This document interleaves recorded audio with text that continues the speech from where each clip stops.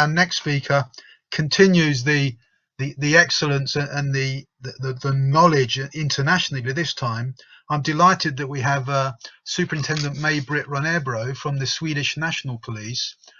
MayBritt is the Senior Advisor on Crime Prevention at the Swedish National Police. Huge amount of policing experience in different roles, local, regional and national. A Fitzwilliam graduate at Cambridge University, but also she's the Secretary General of the International Executive Board of the International Police Association. And it's those international contexts that MayBritt has that's been so useful in the workshops that MayBritt ran for us back in October, and which MayBritt is going to talk to you about now. So MayBritt, apologies for being slightly behind time, but the floor is now yours.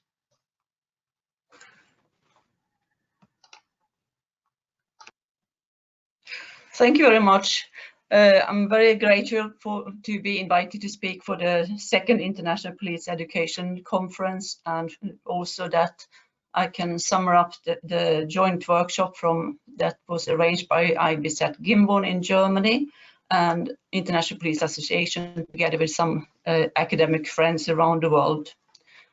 I don't know if you can see my screen. If not, then I ask my friend Daisy to bring it on.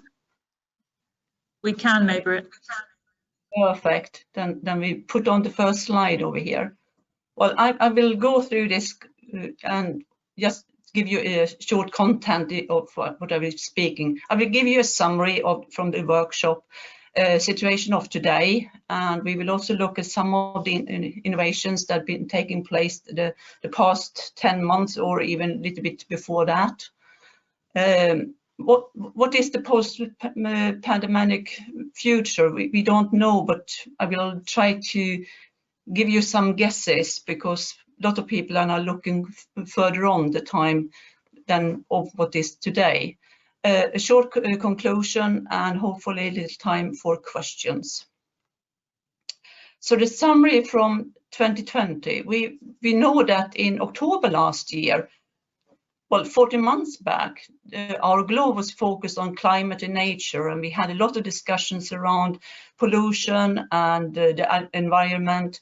And suddenly in January, after the information that came from China, we all changed focus into the pandemic, the COVID-19 virus that was now flooding the world. It reached Europe in February, March, and we had very quickly the lockdowns and restrictions depending on which country we lived in. I was fortunate to live in Sweden, and we have had recommendations and restrictions that it never went into a lockdown. And now at the time when I started my presentation today, the Swedish Prime Minister just addressed the people and will give us the information of how we will deal with the Christmas this year and the New Year. So after my presentation, I hopefully will have a little information from my husband that is now watching the telly. Well, in March, we had a lot of frequent information about how to wash our hands, keep distance, and be careful about visiting particularly elderly people. And in Sweden, it went to be an average of everyone about 70. We started work from home, and we avoided also social gatherings, while others had what I would call a lockdown. In April, the Swedish people went outdoor. We went out in the nature, while I could see that in Peru and New Zealand, everyone had to stay at home, and so also in UK and many other countries around the world. In our presentation that we had in October in the workshop, we could see that in May 2020, nearly 80% of the world were locked down or had very severe restrictions about moving around. We heard about the demonstrations that had to be in connection with the Black Lives Matters, and we had also those demonstrations in my country, but we saw much more serious demonstrations in USA and also some in UK, but as well in other countries. Well, June and September, the summer month in Europe or in the north part of the globe, we had a little bit softened, and it went to be really nice that we could go out and we could meet friends and we could have small gatherings larger than before. the restriction here in my country went to be that we could meet like up to 50 people, and the cinema could reopen, and also some theaters and concert could take place, that we were really missing the culture that had now been online, but to see the actors or the musicians live is totally different.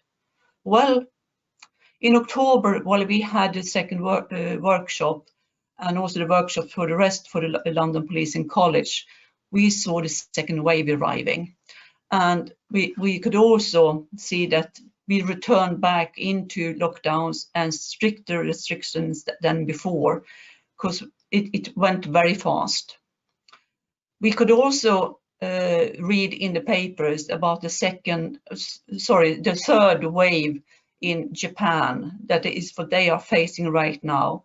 And through the information from the medical magazines and also doctors I spoke with, they told us about that this will be a fourth one as well, and it will take time before the world will heal.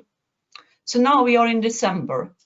Well, politicians made promises in early, just a week ago, that it will be less restrictions for the upcoming Christmas and New Year. Now I'm pretty sure about that this will not be the case, due to the fact that people are not really taking care of the situation of keeping the distance and avoid doing the Christmas shopping and all these other things that we are asked to.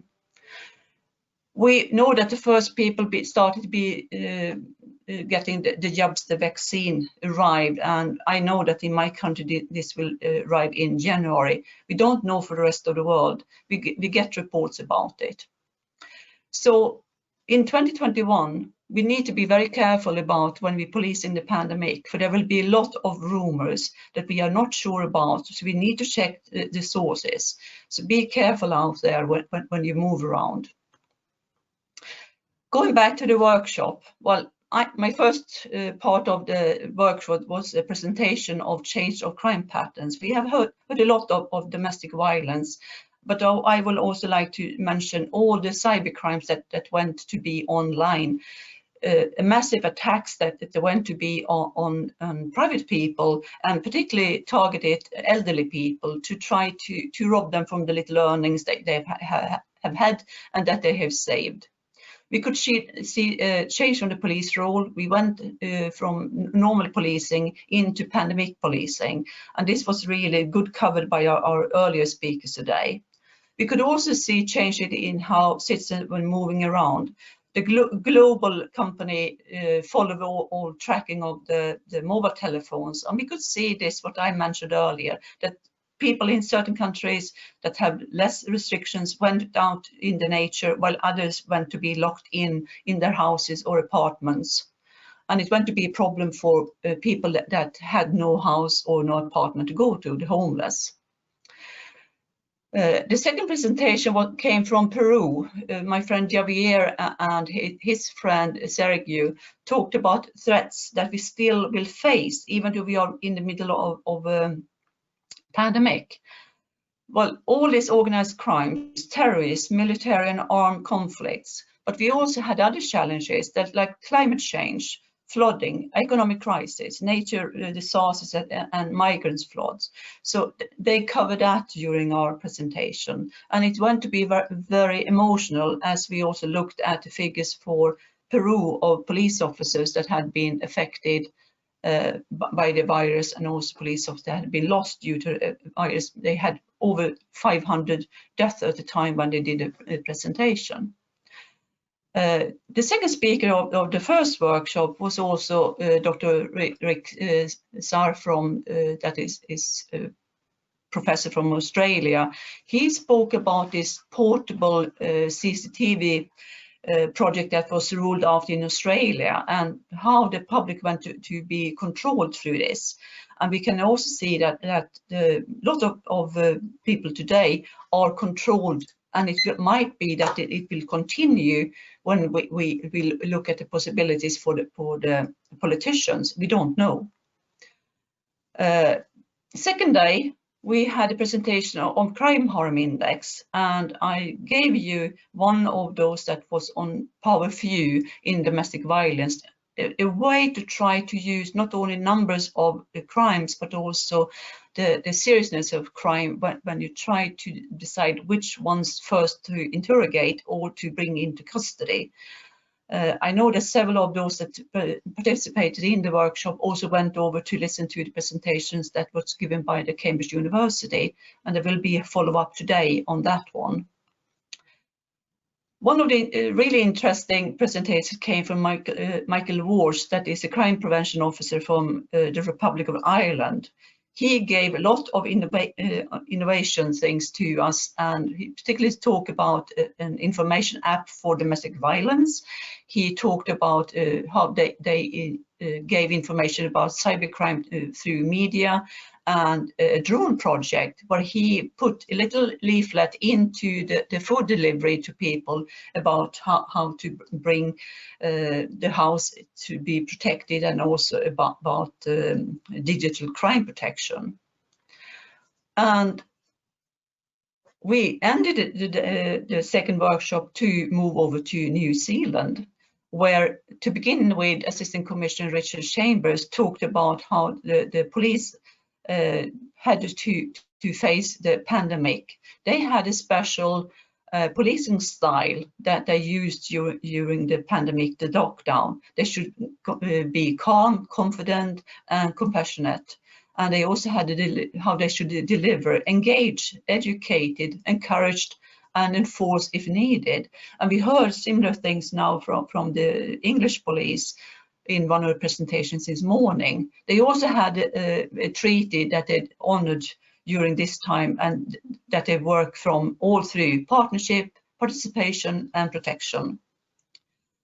Ending the second workshop did my friend Simon Williams, who is a graduate from Cambridge University and now is working in New Zealand as director for the Evidence-Based Policing Centre.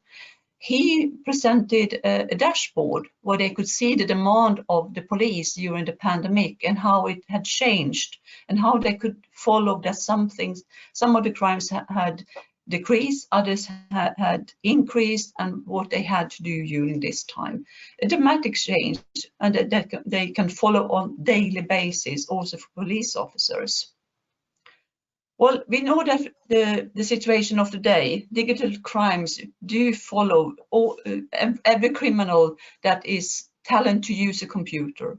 It's worldwide. It's a worldwide problem, because it's an attack not only against private people, it's also attacks against the governments, against everything that's got to do with democratic protection of the world, companies, whatever, banks. So this is really a big issue. And of course, the criminals need to cover up for the losses they normally did in other ways of criminality. And they couldn't do it on the streets any longer, so they moved to the computer instead.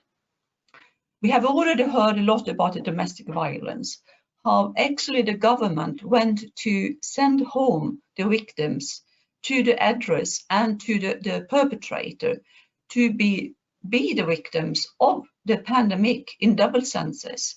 And it can be really sad when I listen to one of the webinars that was delivered by an organization that was founded here in Sweden, Kvinna till Kvinna. It's woman to woman, and they work with women that are in war zones or in kind of troubled areas in the world.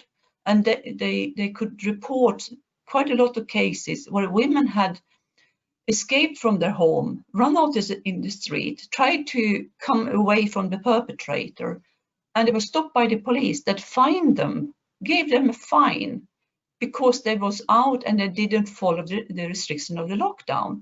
And in some cases, the police even brought them into the police car and drove them back home to the perpetrator and complained to the husband or the partner that she was out. And it can be really upsetting when there is not really that good education in some countries about the lockdown, that you also should ask a little bit more about why are you out here, and maybe look at the woman if she or any person that are out, if they are under some kind of stress or whatever it could be. It might be a woman that is beaten back home, and this still happens. We also know through the hotlines for children that the child abuse, both physical and sexual, increased during this time, and this is worldwide as well. It's nothing that is particularly for one or two countries. It's all over the world. We have also had quite a lot of reports about radicalization online. A lot of people are single people living in just one household, left alone, and what to do? They browse the internet, and of course, terrorists are using this facility to radicalize people that are easy targets. And this is one of the things that not being crime prevented in the way it should have been. We also know that during this time with the pandemic, terrorists have taken the advantage of it and done terrorist attacks. We remember Austria, we remember France, Mozambique, Nigeria, Afghanistan, and many, many more countries. Sad news every day we can read. What also is of interest during the pandemic is that even though we don't move around as normal, the transnational organized crime still continue. And we have had record seizures of drugs and weapons in Asia, Australia, and etc.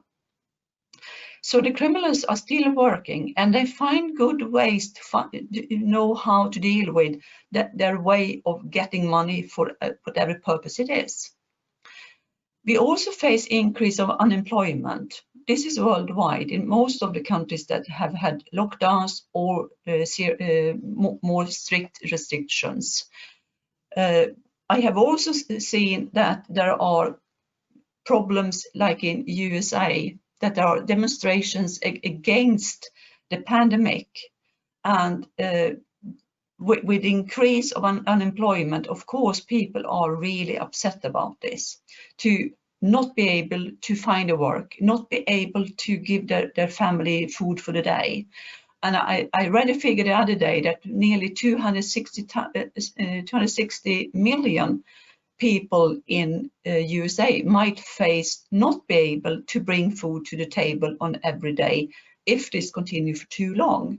It's just an estimated figure, but it's still upsetting for a country where you believe that people have a kind of future and possibility. So if you look at the cyber part of it, I listened the other day to Anthony Leather. He's a co-founder and director of the Westland Advisory, and he spoke during the International Security Week. He talked about all this, about the cyber threats and how vulnerable we are, and how this is attacks, cyber attacks against the network security. I mentioned during the workshops the Zoom bombings, for example, but there's also physical attacks like the CCTVs. It's an easy little thing, but still it's an attack that is connected to cyber crime, because this is connected to our computers. So if there is only a minor thing, it might be something that will be copycats to. We can also see that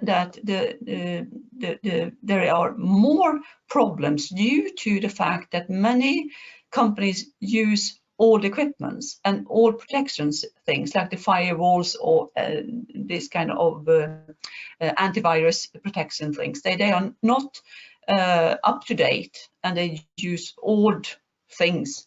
And of course, they need to do a lot of investments. And this is now starting. They are waking up due to the cyber incidents. At the same time, the infrastructure of the digital possibilities is one of the things that can be good information for our decision makers. We know that this tool will enable us and enable us to connect and to be educated and be more efficient when it comes to what we are delivering at our work. So it's not only negative things that is developing at the same time when we look at the cyber risks and how the growth can be in a positive way. So the digital approach could also be something that would give better service to the public if we use it in the best way. I would like to say thank you to Anthony about sharing this information. So how is it today? Well, in the police, we can see that there are sick leaves and we lost police officers. In some countries, many, and other countries, none, depending on how they've been affected by the virus. But still, we need replacements. And it's not only police officers, it's also police employees that take ill and will be away for a certain time. And we know the different side effects to the COVID-19. So it's the same for these people, because police employees and police officers are ordinary people when it comes to the medical part of us. We have seen decline in preventing radicalization, and I mentioned that just earlier. It's been a large focus on policing the pandemic lockdowns, and we have used a lot of our police forces to be outdoor doing this. I had a figure from Italy. Italy had written 400,000 fines for people that was breaking the lockdown during the first wave. It's a large number. It's an extremely large number, but only during the first 7 days, it was 40,000 fines that were written out. I don't know how many that will be paid, but still, if that is similar in other countries that have had lockdowns and people break the rules, it will be an issue, because we will allow other kind of crimes to be committed. Well, the increase of domestic violence and child abuse we already looked at, but what we saw in Sweden was that when the restrictions were taken away during the summer month, in June and July, we had a dramatic increase in reporting domestic violence. The violence that had taken place from March until May. And they came to the police after, when they could leave from home in a more safe, out in a safer environment. And it was the same with child abuse. So we need to be prepared when we open up for the second wave and the second lockdown, that this will be a burden to the investigation, the crime investigation units, and we will need more staff members with the knowledge of investigating these kind of crimes. And of course, we got this increase of cyber crimes, and it will be the same. Due to the outdated control technology, it will continue as long as we are not replacing our equipment that we are using of today. And also the problem to tell the public what happened here in my country. And I also know that, like in Ireland, I know that they've been in UK, I know that some of the East European countries have had television information targeted elderly people about cyber attacks, or telephone calls where people are telling them that they are from the bank or they are from their internet company, and they ask them for a lot of information. And those programs will open their eyes and hopefully protect the elderly generation, but everyone else can watch these programs. So it will be a side effect. It will give also information to my generation and the younger generation as well, to be very careful about what kind of emails are coming into to your computer, or what kind of telephone calls you receive, and what to do if they will come to you. Another issue we have been facing in many countries as well is the increase of mental health issues. The increase due to be locked in, particularly in single households, but also elderly people that are not having the stimulation that they are used to, can take very ill due to this.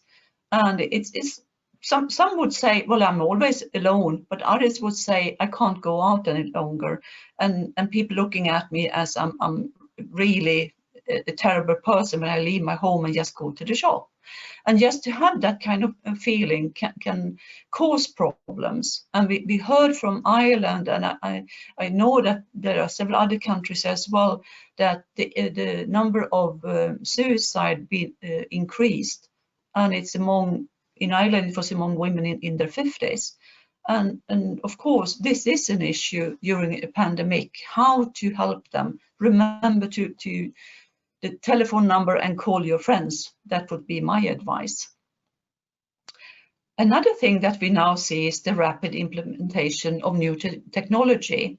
We are expected to know exactly directly what to do with all these new programs and all the new facilities. And it can be really brain tiring, because every company got their own version of online presentations on whatever it is. It will be different setups for each and every of us. So it's always a little challenge before we start to deliver what we are expected to do. And this is also other technology, of course, that is connected to policing.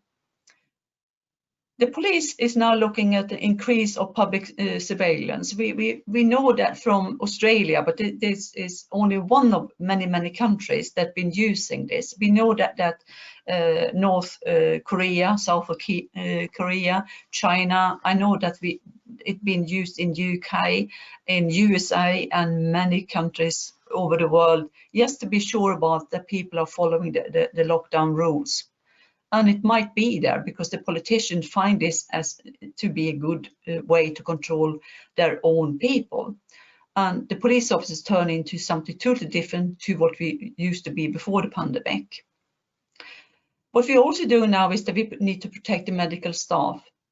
People are not happy always when they find out that they are not always given the treatment they expect to be given. We are in a situation where the doctors need to prioritize, and it's not always the patients or the families are happy about how they do this. What we do is also that we interact with infected people. Sorry for the double wording over here. And what we do at this time is that in the beginning, we were not even equipped with personal protection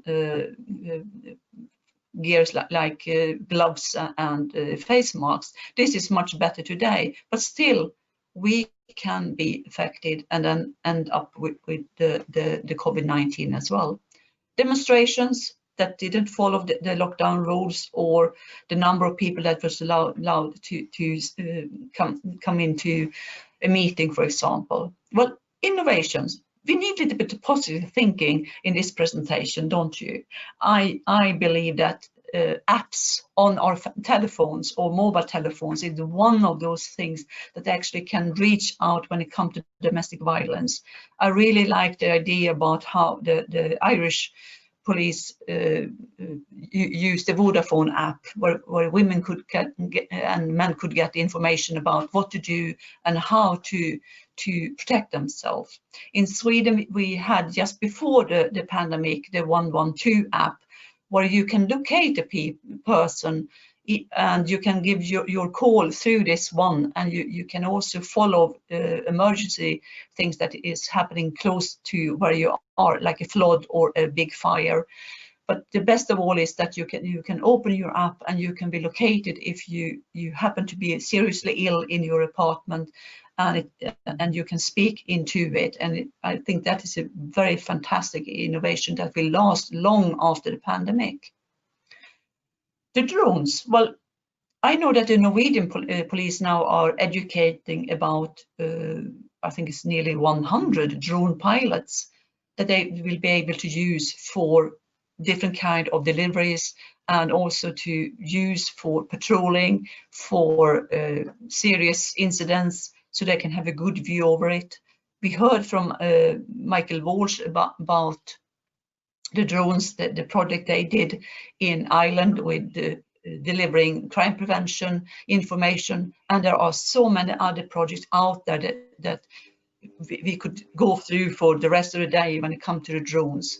If you're particularly interest into the drones. The International Police Association has just signed a memorandum of understanding with the International Drone Association. So we got contacts all over the world by now that we can share with you if you would like to have more insight into using drones for policing or for firefighters or for ambulance staff members. Online learning, Zoom meetings, webinars, well, you are one of those, and I do hope that you will continue to use the possibilities. I already mentioned about media and PR and the elderly online education to protect them from crime. The police body-worn cameras and portable CCTV, well, those are good tools in a way that when we are out working as police officers, and also when it comes to a situation where we need to really keep the public away from the streets, this is good tools for us. We know that many police organizations around the world have done a lot of information leaflets, and that this is just one of the examples from USA that I put up over here. We expand our network with different kind of partners, and we try to involve the communities, because community policing and crime prevention is crucial in a time of this, that there are possibilities to somehow reach out to the public. Someone said there are 100 ways to do things better. I would say it's at least 200 ways to do things better. It's just a way to allow yourself to think about how I could do anything better than I did yesterday. I did it good, but it can always be a little bit extra, and it could be better. So look around and see. Crime harm index assessment was one of those things that we talked through, and as I said, this is one of the tools among many others. What now started and have started in several countries like Sweden and also in Australia is the post-pandemic policing research on academic level within the police. I think this is really interesting, because this is necessary that we start to prepare ourselves for what will come when we do the policing after the pandemic. And police pandemic research, what happened during it, and we can learn from it for future events that might occur that are hopefully not a pandemic, but could be something similar to it that affect large parts of the world. So we can expect more waves. The third started in Japan, and we know that the fourth will come as well. Even though we will have the vaccine, it will take time for us to cover up. The public surveillance might stay as the new pandemic inspired normal. We need to be careful, because we also need to protect ourselves, because democracy is really crucial when it comes to how we are controlled. We know that terrorism is not that funny. We have faced a lot of really bad attacks through the years, and also during the pandemic. What now is one of the issues is that there is an increase of attempt to form terror by creating concern with biological infections. And this is worldwide. It can be really worrying. And if this would be one of the tools to cause a new pandemic with another virus, this could be really terrorist to the people. Lack of police employees. UK is screaming for more police officers and police employees. Sweden do the same. I have heard other countries as well that are understaffed. At the same time, we can see the funds of the police. They are not willing, the politicians in some of the states in USA, to pay for the service that is done by the police. With one thing in the background, it was the demonstrations that took place after the killing in USA. But that is not the only thing the police is doing. We do a lot of positive things as well. So why defund? We need more staff, and we need to adapt to the change. And then we need younger people coming in this time, and to make us, the middle-aged generation, to have access to the changes and also to be educated into it. We will face that the criminals will need to cover up for the losses during the pandemic. I'm sure about that they will do their very best to try to get as much as money as possible as soon as we open it, as little as possible to give it a little bit better for the public. They will also open up and continue their cross-border criminality that they now are online, and the online business will continue. So a little roundup. Pandemic will stay for a while longer, and be careful, be prepared for the wave number 2 in some of the countries, 3 and number 4. The vaccine will not solve the pandemic due to socioeconomical differences between countries and continents. And we also know the storing problems. We also know that there are several different kinds of vaccine around. And we also know that we need to be careful because there will be less friendly people that will be trying to sell vaccine to us that might not be the COVID-19 vaccine. Policing the pandemic will bring us into a new era of new ways to interact with the public and deal with criminals. Well, we need to keep the distance, and I agree with you that this need to be addressed now. We can't wait until after the pandemic. We need to have good help from those that know how to deal with it. None of us, not the police officer, not the doctors, the nurses, or the emergency staff, whoever it is, will not be prepared and will not be covered by whatever it is unless the vaccine might be 100%. So we need to be very careful out there. And I would just like to say, keep safe, keep healthy, wash your hands, keep the distance. If any supply, put on your face mask. Because as police officer or police employee, or whoever you are among the emergency forces, you still can be affected by the COVID-19 virus. So I would like to say thank you for letting me on to speak today.